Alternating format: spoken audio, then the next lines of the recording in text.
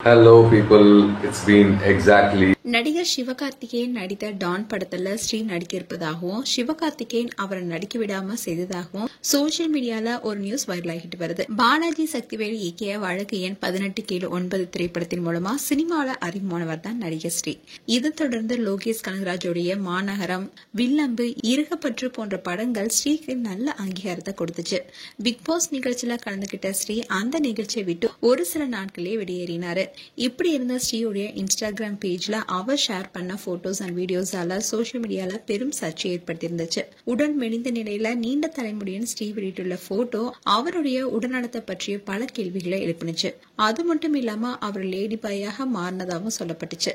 இந்நிலையில்தான் ஸ்ரீயுடைய நண்பர்கள் பலரும் அவரை தொடர்பு கொள்ள முயற்சித்தோம், அவரை ரீச் பண்ண முடியலன்னு சொல்லியிருந்தாங்க. அண்ட் ஸ்ரீயுடைய இந்த நிலைமைக்கு பலவிதமான காரணங்களும் சொல்லப்பட்டுச்சு.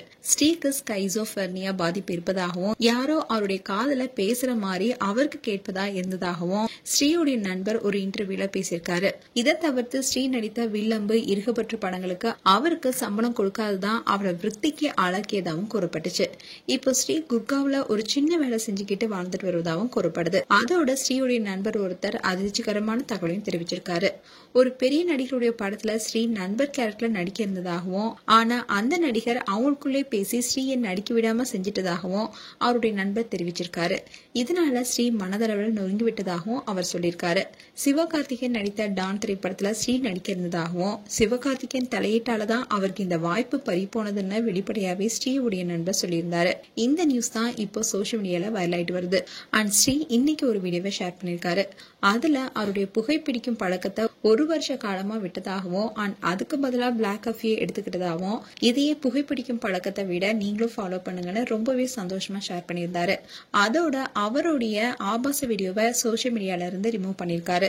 சோ இதை பார்த்த ஃபேன்ஸ் எல்லாருமே ஸ்ரீ பழைய நிலைக்கு மாறிட்டு வராரான்னு அவங்களுடைய மகிழ்ச்சியான கருத்துக்களை ஷேர் பண்ணிட்டு வராங்க.